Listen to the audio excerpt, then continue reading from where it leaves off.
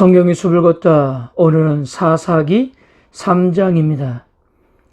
우리가 사사기 1장과 2장을 공부하면서 결국 이스라엘 백성들은 하나님께서 선물로 주신 가나안 땅에서 사명도 감당하지 못했을 뿐 아니라 하나님께서는 하신 일도 잊었고 급기야 하나님을 버리는 일들이 발생했습니다. 성경에서 기억하는 것과 잊는 것은 영적으로 깊은 의미를 갖습니다. 하나님으로부터 은혜를 받은 이스라엘 백성들이 해야 할 일은 결코 그 은혜를 기억하고 잊지 않는 것이었어요. 어떤 상황에도 자신들에게 은혜를 주신 하나님을 기억할 수만 있다면 바로 설 수가 있었기 때문이에요. 구약 성경에서 두고두고 출애굽 사건을 기억하게 하는 것은 바로 이러한 이유 때문입니다. 그러나 이 사실을 잊을 때 언제든 이스라엘 백성들은 넘어졌어요.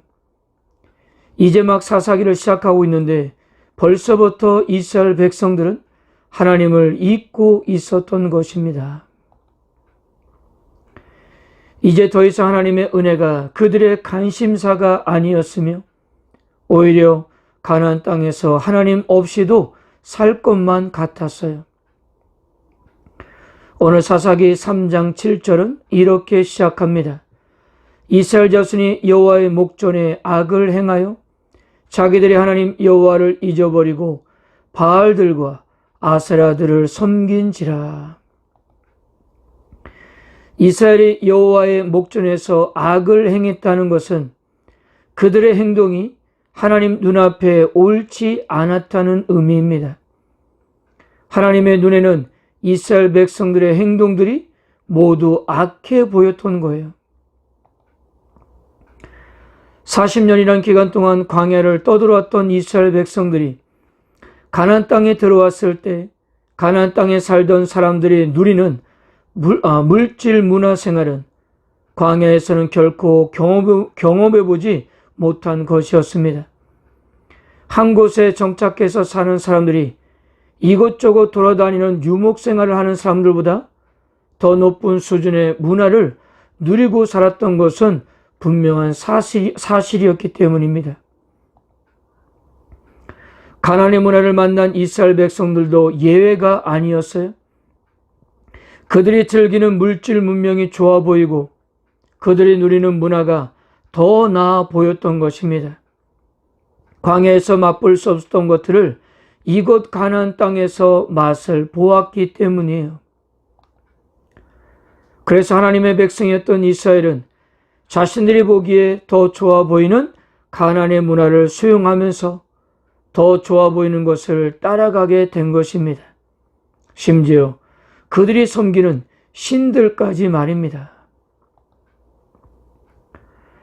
오늘날 레바논을 중심으로 남북으로 긴 지역을 레반트 지역이라고 합니다. 세계사에서 비옥한 초승달 지역이라 불리는 지역의 서쪽에 해당되는 지역인데 페니키아의 영향력 아래 있었던 지역입니다. 이 페니키아의 지역이 성경에서 두로와 시돈에 해당돼요.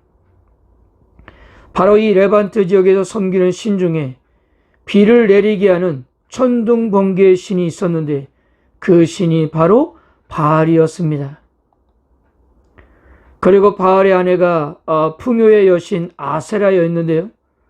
하늘 위에서 바알이 천둥 번개와 함께 비를 내리면 이 비를 받은 아세라가 수태에서 풍성한 곡식과 열매를 맺는다는 것입니다. 이 바알 신앙이 국가의 신앙으로 자리 잡은 곳이 가나안 땅과 맞대고 있었던 페니키아, 즉 두로와 시돈이었습니다.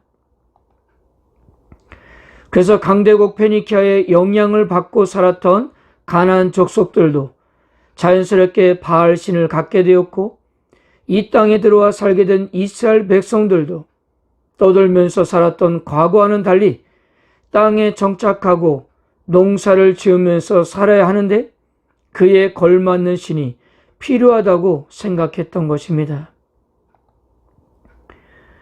10계명 중 제2계명에서 하나님께서는 자신을 위해서 그 어떤 형상이나 모양도 만들지 말라고 하지 않았습니까? 그래서 어떤 형상이나 모양도 알 수 없는 여호와 하나님보다는 칼과 번개를 들고 무언가를 내리치는 바알의 역동적인 모습, 의자에 거룩하게 앉아 무언가를 선포하는 듯한 바알의 근엄한 모습, 가슴이 풍만하고 임신하여 배가 나와 있는 아사라의 모습이 이스라엘 백성들의 눈에는 더 훨씬 세련되고 무엇보다도 농사를 짓게 되는 자기들의 격에 맞는다고 생각했던 것입니다.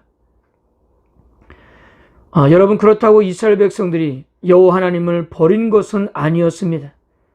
여호와 하나님뿐 아니라 다른 신들도 인정하면서 자기들이 보기에 좋아 보이는 신들을 선택하게 되었다는 것입니다. 그런데 재밌는 것이 무엇입니까? 하나님을 버리고 바알과 아세라를 섬겼던 이스라엘 백성들은 하나님께 주신 땅에서 평화를 누리고 안식을 누려야 하는데 그 평화는 쉽게 깨졌고 안식을 누리지 못하게 되었다는 사실이에요. 하나님께 순종하고 섬기는 일을 중단한 이스라엘 백성들은 메소포타미아 왕 구산 리사다임을 8년 동안 섬겨했고 모압 왕 에글론을 18년 동안 섬겨야 했습니다. 메소포타미아 왕 구산 리사다임의 경우 리사다임이란 뜻이 이중으로 악한이라는 뜻입니다. 이것을 우리말로 해석하면 두 배로 악한 구산이라 이렇게 할 수 있는데 그럴 정도로 매우 사악한 왕이었던 거예요. 또한 모압 왕 에글론도 마찬가지입니다. 그들의 전략상 이스라엘과 싸워서 이길 수가 없었는데 하나님께서는 그들을 강성하게 하셔서 18년 동안 이스라엘을 지배하게 하셨던 것입니다. 무엇보다도 모압 왕 에글론에게는 이스라엘 백성들에게 아주 상징적인 성읍을 빼앗기게 되었습니다. 13절을 보세요. 에글론이 아몬과 아말렉 자손들을 모아가지고 와서 이스라엘을 쳐서 종려나무 성읍을 점령한지라. 여러분, 이 종려나무 성읍이 어디인 줄 아십니까? 바로 여리고 성읍이었어요. 여호수아가 요단강을 건너서 처음으로 정복한 땅이 바로 여리고 성이었잖아요. 이 여리고 성을 정복하면서 이제 가나안 땅은 이스라엘의 땅이 되었더라고 선언할 정도로 상징적인 땅이었습니다. 하나님의 말씀을 철저하게 순종할 때 단 한 사람의 피 흘림 없이 주셨던 땅이었는데 이 땅을 에글론에게 빼앗긴 것입니다.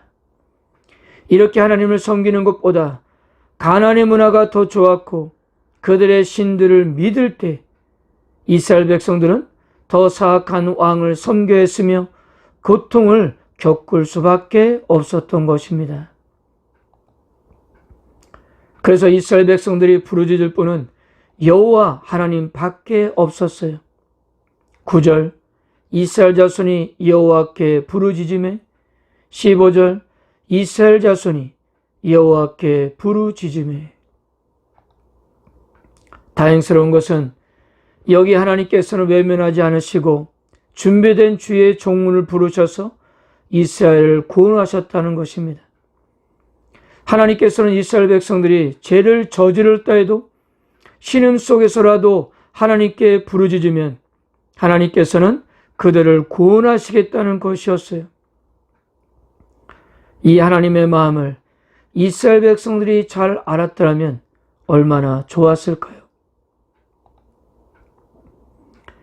하나님께서 준비하신 첫 번째 사사는 온니엘이었습니다. 9절에서도 말씀한 것 같이 온니엘은 갈렙의 아우 그나스의 아들이었고 갈렙의 딸 악사의 남편이었습니다. 이미 여호수아에서도 사사기 1장에서도 소개가 되었던 인물이었습니다. 사사계를 연구하는 학자들은 온니의 이름을 하나님이 나의 힘이시다라고 해석했어요. 즉 사사시대가 이방인과 결혼하고 그 땅의 사람들이 섬기는 신들을 따를 때 온니엘은 여호와 하나님이 나의 힘이라고 외치고 있었던 것입니다. 우리가 온니엘을 통해 알게 된 사실은 하나님의 영이 무작위로 선택된 아무에게나 복권 당첨처럼 임하는 것이 아니라는 점이에요.